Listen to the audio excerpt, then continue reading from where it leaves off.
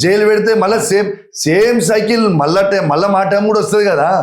మళ్ళా కేసీఆర్ గారు 3 ఏళ్లలో ముఖ్యమంత్రి కాక తప్పదు రఘు, గుర్తుపెట్టుకో. ఈ 3 years లో మళ్ళా కేసీఆర్ గారు ఈ తెలంగాణ రాష్ట్రానికి ముఖ్యమంత్రి కాబోతా ఉన్నారు. ఇవాళ ఎవరెవరైతే మమ్మల్ని ఇబ్బంది పెట్టిరో రెట్టింపు ఇబ్బంది పెడతాము. ఆనాడు కేసీఆర్ కాలు మొక్కన్నా వీళ్ళకి చుక్కలు చూపించకపోతే నా పేరు కౌశిక్ రెడ్డి గారు. ఇదే నువ్వు గుర్తుపెట్టుకో రఘు.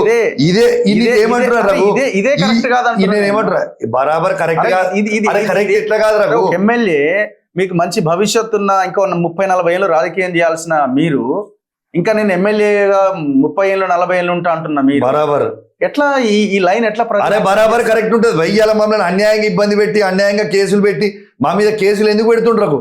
ఇలా తాతలకి నీ 6 గ్యారెంటీలలో 2000 4000 పెన్షన్ ఎందుకు చేస్తలేవు అని అడిగితే కేసు పెడుతున్నావా?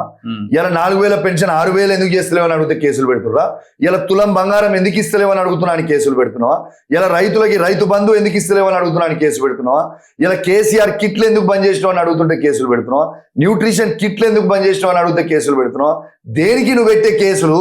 చివరికి ఇలా ఇవన్నీ నేను అడుగుతున్నానే కదా నీకు ఇలా కేసులు పెడుతున్నావు. మీరు చదువుకుంటున్న ఆడబిడ్డలకి స్కూటీలు ఇస్తా అని చెప్పిన ఎందుకు ఇస్తలేవని అడుగుతుంటే కేసులు పెడుతున్నావు.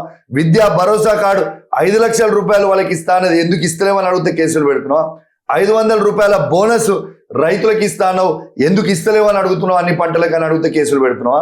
ఇలా ఆటోలకి 12,000 రూపాయల సంవత్సరానికి సాయం చేస్తాను ఇలా ఎందుకు ఇస్తలేవు ఆటో కార్మికులను అడుగుతున్నా అంటే కేసులు పెడతావా?